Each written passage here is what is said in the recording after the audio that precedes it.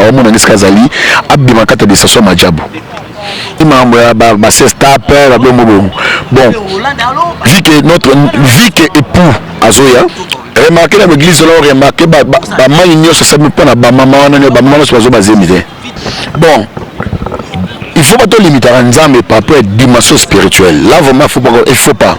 Là dedans on a bango clair, on a bango noir c'est blanc.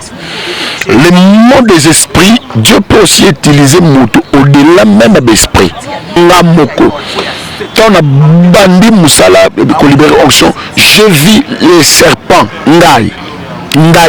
Et pas Francis, Joël Francis tape dans mon ming la sagesse hein. Et là on a ce plein de cas c'est que les gens entendaient.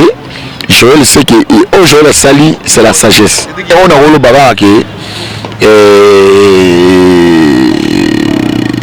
Mike Kalambai c'est un cabal. On va sala qui va salango pour va faire quoi ça y est. Mais c'est que j'ai mis dans la Bible c'est le fameux juste à Okoya. Maman ça m'a retombolé. C'est que j'ai aimé.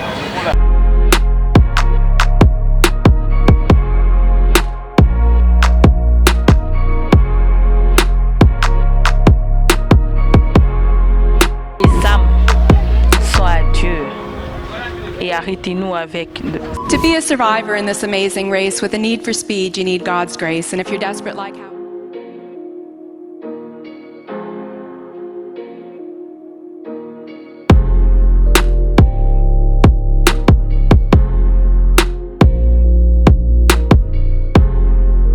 Mbote na biso balandi ya Dian Show TV 1 et c'est ngoma kasi eze ya conserver bino. Merci très cher internaute pour la confiance pour ça la biso. Merci na abonné na biso pour la confiance au renouveler à chaque instant au rabattant na bino pour la kolanda biso. Merci beaucoup pour la reproche na bino, ba remarque na bino. En tout cas ça la biso bola mo belé. Merci na de boss papa Dani Bolikia, merci beaucoup na maman Nana, merci beaucoup na président Chic Mokadi, merci beaucoup à l'homme du cœur qu'on appelle Christian Zola, merci beaucoup à mon pasteur le révérend Vicky Dichachi, merci beaucoup à papa Rodal, merci beaucoup à maman Galula Luta et c'est Ngomakasi, merci beaucoup Nangina Bossana à l'équipe technique qui m'accompagne. Lelo na plateau nangai nazanga mon côté nazana un de mes pères, c'est le prophète Eric. Oyowapi déjà nazope sambote. Bonsoir Daddy. Oui, bonsoir parce que lorsque baronne et quand les gens parlent de ça, moi mon ango bakosaka. Et donc on appelle la vraie baronne Esther. Donc nous en épéné. Merci. Je combat le dossier. Mon anga la chaîne mais moi souvent déjà moi mingi na chaîne mususu. Mon anga mingi na chebiso, mingi na lisanga télévision. En tout cas mon anga un peu moi vraiment. Nous avons abonné tellement. Ibele musuba tout benga benga. Merci beaucoup. Puis le 1er avril, on a la botama le 4 avril donc. Moi déjà moi on anga bandi moi bien. Si tout va bien je crois. Demain déjà, je quitte Kinshasa pour aller dans ma taille de papo ya Musala Nzambe. Bato ba yebi nazala na Kikanda. L'église est juste na Kikanda wana depuis na 10. So koti otiki ni na mabaya, izina mabaya tuni et pas prophète Jonathan. Donc place na Musala Musala ya Nzambe yango wana. Na pesi merci à ma mère chérie na kombo Anne Kalamba, il n'a pas si na ma conseillère privée na kombo Miracle Chabani et puis na bateau sur la linganga joyeux anniversaire na to botama les 4 joyeux anniversaire na Sarah Anna Loi na botama les 4 joyeux anniversaire na Aristote et Aristote abotama les 4 joyeux anniversaire de la prophétesse Nadine abotama les 4 moi tu ibani batama les 4 joyeux anniversaire na ngamoro pe na botama les 4 ba on botama les 4 avril nyoso na souhaiter nos joyeux anniversaires. Merci. Ok, merci beaucoup prophète, un grand plaisir pour bandu Konambiso et la facilité que vous avez na tata na on a plateau. Donc comprenez mon émotion. En tout cas, merci Père de nous honorer. Daddy Lelo tozana problème moko on a trouvé que le corps de Christ est en danger. Lelo bazo benga un prophète mais en gros Lelo ba prophète bazar vraiment pas bien réputé. Ma première question est celle-ci. Comment reconnaître un vrai prophète? Merci. nanga rectifier le mot to le bas au benga au prophète nanga pas rectifier ngo d'abord prophète benga ngate je suis né prophète c'est le Jérémie chapitre 1 verset 5 na comité mais na botamaki pe na zanango c'est ça le problème donc je suis prophète. Et comment reconnaître les vrais prophètes? Les vrais prophètes, c'est ça, il y a un prophète. Ça dit, et puis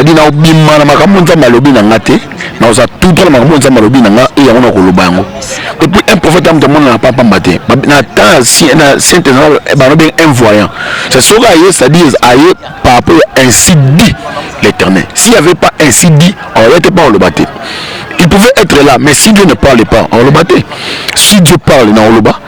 Donc ça dit, comme ça, les vrais prophètes, la personne où il y a à transmettre un message direct et pas un zambé. Message, il y en a un. Il faut consoler. Il faut d'abord consoler, et réconcilier, et frapper. Et ça, c'est là. C'est tout mes panzaté. Ok. C'est ça la vraie prophétie. Yangwana. C'est ça la vraie prophétie. Et panzaté dans et consoler. Oui. Et consoler, et réconcilier. Et puis, et pas mon frère frappé. Bandeko balandi, boyoki signification ya prophétie to moto azo mema. Maloba ya nzambe mais prophète Eric Léo te moni que ba prophétie est belé et comme ko panda. Nazui rubrique ya oyo ya il faut frapper.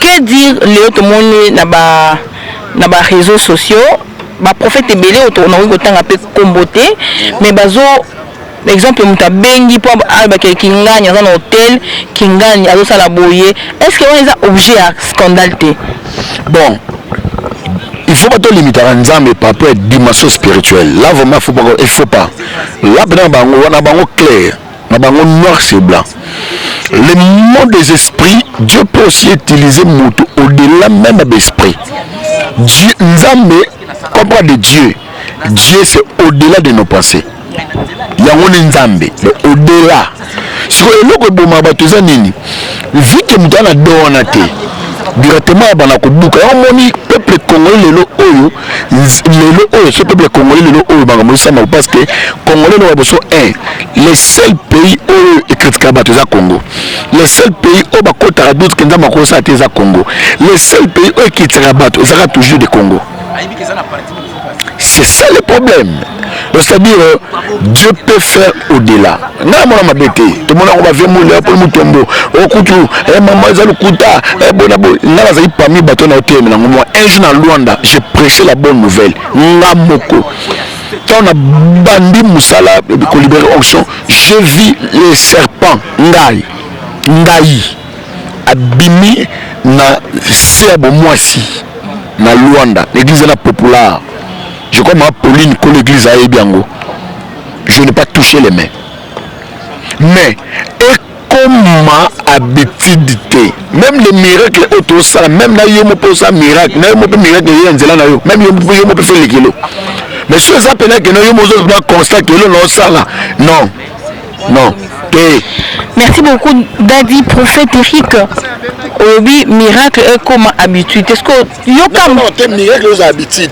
Mais ça quand on a un spécialiste quand il est on a té pour nous ça dit à la spécialiste mais cause pas là yo vous savez des fois ça dit donc à la spécialiste ne le on a voilà Christ Jésus abikisi batu ba aveugle mais ndenge mon côté aveugle né ndenge mususu aveugle mususu ndenge mususu Bartimée ndenge mususu mais bango nyonso bana maladie ka moko mais guérison échanger.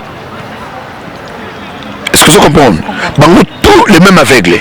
Mais on comprend que Moutouna nenge ami moneli et ndenge mon côté. Mais ce comme ndenge moko, c'est qu'il y a pratiquement dans la séwana.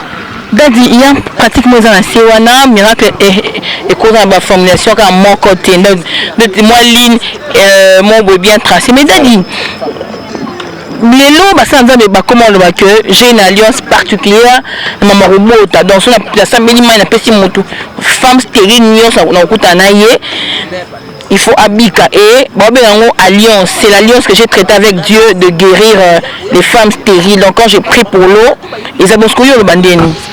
Remarquez dans l'église là, remarquez maman igno ça me prend ba maman sur zo bazemide. Là na ils sont na clair. Je suis clair, na za clair na mon ba. Remarquez ba tunyo so na moni na bango tuana, bango nyo so na remarquer. Na bango bien bango tuana o remarquer bango nyo so na babika te misu bazali misu peza. C'est-à-dire avoir le bon par rapport sur papa ya foi tala. Actes des apôtres chapitre 3, il y avait la porte à temple, la porte de la belle. Il y avait un boîtier dans la génération Christ, ça n'est pas mon acquis. C'est pas mon acquis. Mais la part Jésus, à ceux qui me pifoient à l'hôtel matin, il faut moutoumoko aya. On a deuxième tour la piste de Bethesda. Il y avait des paralytiques, il y avait des aveugles. Babi soki anja ningani o comme te besoin obiki. Mais moi je m'attendais que quand Yesu a piscine à Bethesda à mon homme de 38 ans, il y a toujours les maladies. Mais pourquoi bixer un moto là il est moko stylé et les autres pour la bixer bango. Quand la personne est pour le non, j'ai une alliance bon. Ce papa a condimana là j'accepte. Mais ce communiquement il y a combien de filles en tout cas là non. Il y a une pratique. Oui, c'est qu'il y a une pratique. Mais vous remarquez pas dans bas opinion soana, vous remarquez pas missus papa peut que la foi. Maman, foi, ils ont le goût d'amener. Kundima, donc foi, ils ont le goût les monnaies à bas chrétien, bas tigana na moko, c'est la foi. Nous sommes des fois bon à côté quoi à mon paiement bon il pas check kundima na bon quoi papa lobby na pas check foi nanga automatiquement miracle vous appelle et pesami mais comment que et ça caca non non oui Lélo tous un problème moko il y a un de grand c'est le prophète Francis Tatou. Moi pour moi d'abord personnellement c'est l'ami d'un père, c'est le prophète Jonas. La première fois que j'ai vu le prophète Francis Tatou, je crois qu'il va se rappeler, il va être 7 ans passés, ça. Parmi les gens qui ont Bisanga, 3 déjà et Kokisama, et l'eau qu'on a 4 ans en cours. Mais les lots, ont objet. Pour un bateau, en fait, pour un bison, un objet à scandale pour l'église, pour le corps de Christ. Et les lots, en tant qu'homme de Dieu, en tant que collègue nos prophètes, et né naïo, collègue naïo, réaction des amis par rapport à comment ils ont seulement audio, comment tu te pourquoi commis à nu. Est-ce que ça signe à temps de la fin tes animes d'Adi? D'abord, merci beaucoup pour la question. Je crois que moi chaque fois, je vais faire ça tous ces amis. Je vais faire 6 places à Banditi, le loi comme on a commis à Bisotoyebi. Je crois que le mieux, je vais faire ça à Biango. Même j'avais des amis qui ont fait la conférence, moi pas vieux docteur Louvois. Mais c'est bon que j'ai là, camarade, dans le bureau, tu es toujours à Nazali. C'est un homme que j'aime bien, qui est un homme que j'aime beaucoup, Joël Francis Tatou. Et j'ai compris que ils attendent. C'est un temps de Joël Francis Tatou. Là, tout ignorant, là, tout se voilait en fasté. Mais le diable veut toujours affaiblir l'église à Congo. Il y a un moni, il y a un faiblesse, faiblesse, pour que toujours le temps que nous avons réveillé, on a la RDC. Et c'est hier déjà. Mais quand biso moko neto boma pour que réveil ils ont pas anglophone réveil c'est déjà pas la francophone précisément la carte RDC il y a une génération Diogas ton père là où Vicky Bichens moi j'ai vu des miracles instantanés moi c'est-à-dire c'est ça que nous là s'il y a le miracle s'il y a la parole de Dieu s'il n'y a pas le miracle les paroles là et aux malades. et on a sur les capables Joël Francis Tatou biso tout le monde est au monté tout le monde a que c'est le temps exactement Joël Francis Tatou au lieu les cas qui a on a ça quand je suis transféré Joël Francis au 41 à mon 81 à bout en mois d'octobre Joël Francis va gagner dans le côté Joël Francis na minute chose en France azana nuit de prière mon lelo na Paris et le côté donc est voilà le photo long Dadi ils ont eu le photo long lelo il y a quelques jours le pasteur de Nilesi a attaqué le révérend Francis Tatou et maintenant il a une émission à NN Papi Mbouma pour répondre mais attente au bisou ton il a répondre et ça lui c'est comme si Makambazo accusé et ça vrai mais est-ce que yo en tant que confrère naïe en tant que son ami quelle est ton impression par rapport à ça? Dès maintenant, c'est la première émission Papi Mboma. Les gens l'étendent Papa Mamoueva là. Et maintenant, à répondre. Et pas Francis, Joël Francis Tatou, dans mon ming la sagesse. Et là, on a ce plein de cas. C'est que les gens l'étendaient. Joël sait que Joël Sali, c'est la sagesse. Dans la qui c'est que non. Il a mené cette sagesse là, moi, c'est que j'ai beaucoup aimé. La réponse encore répondre à moi. On va baser la réponse, il y a un peu ça autrement. Donc je crois à moi là, merci. Ok, merci beaucoup. Dadi, tu es prophète, tu es car dans la même zone, il y a un homme de Dieu, l'homme de Dieu, le pasteur, c'est quelqu'un de bien que moi je connais, le pasteur Mike Kalambay. Tout ce qu'il y a eu là, et puis ça n'est d'indicier. Est-ce que vous pensez que c'est que la dame Marika, parce qu'elle a tweeté il n'y a même pas une semaine Kazana Zemi, est-ce que vous pensez qu'en tant qu'homme de Dieu, que tout ce que la dame a dit est vrai? C'est faux et archi faux. J'avais déjà dit ça même.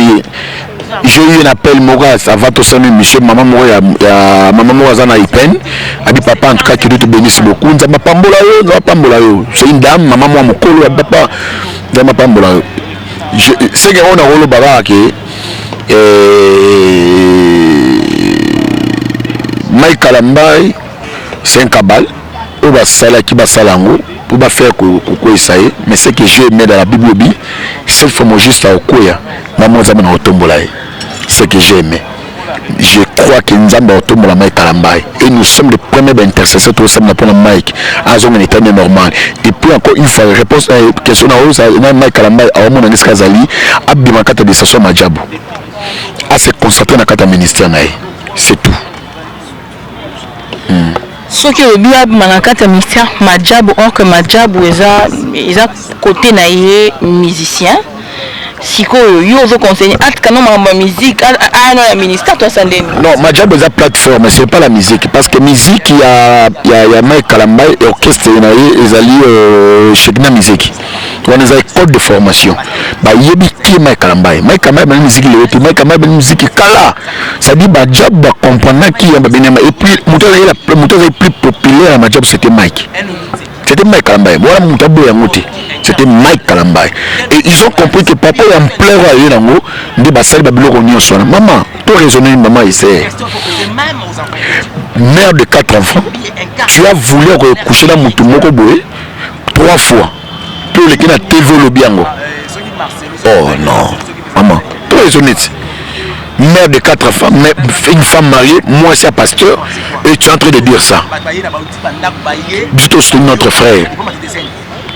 Yé bimobili bakoko ya mema wana muto ya na libakwana ya zawadi kala mingi tito zalia zawadi ti ava kitanitsa mutu to ba secret banani oyo batinda kia sala mai Kalambay bongo tozali obi bakotoko ba mais dadi prophète Eric la même zone douana les hommes de Dieu ba telemeli.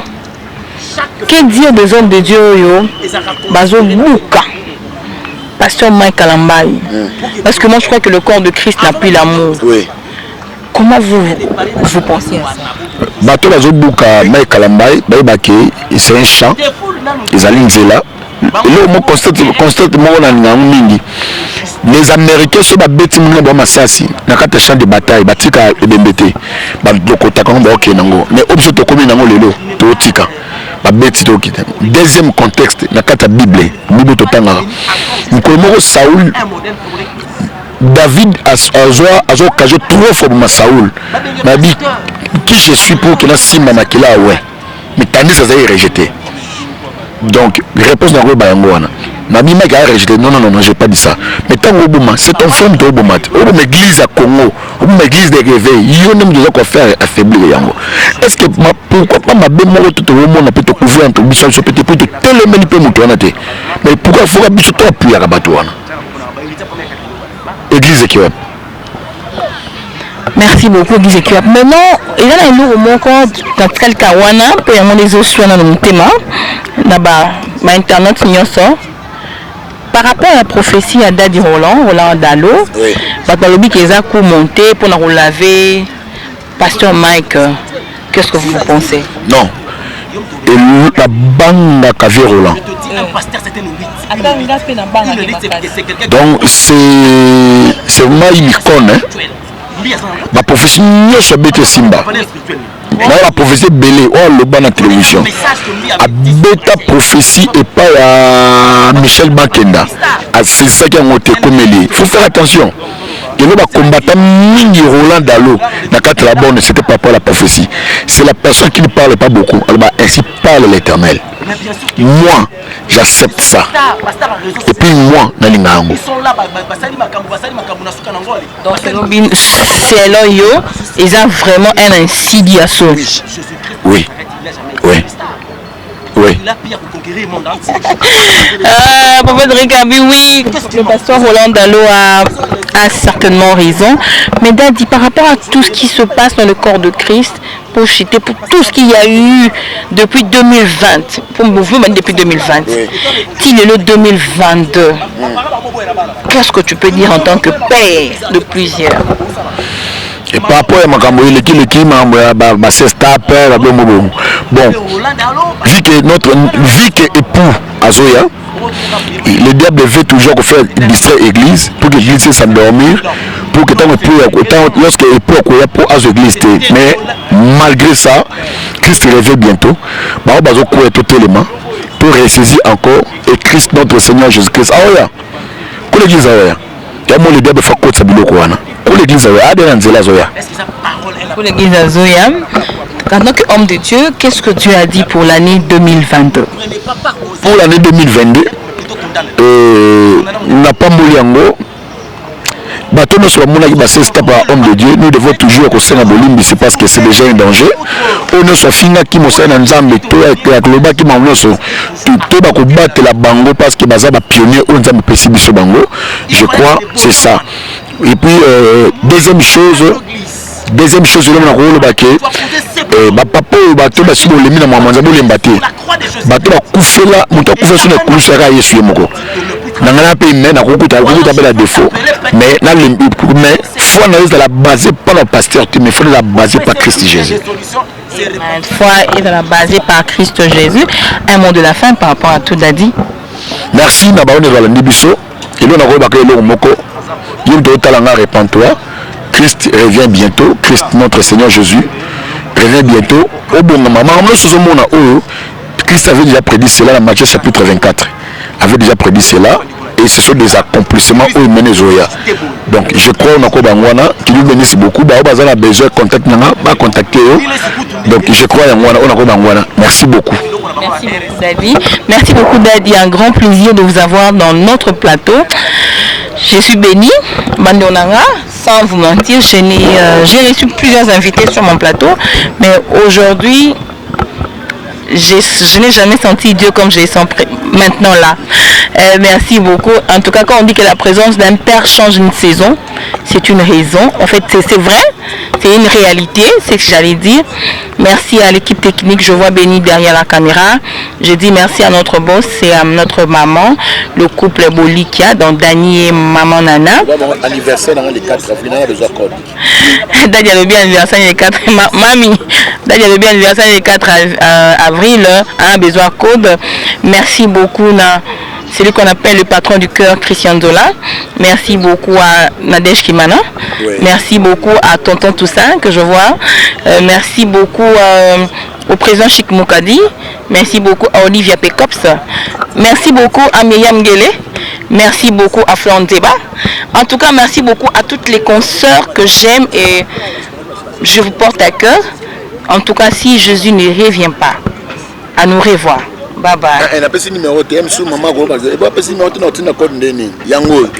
Plus que 143, 89, 80, 38 488. La bandit plus que 143, 89, 80, 38,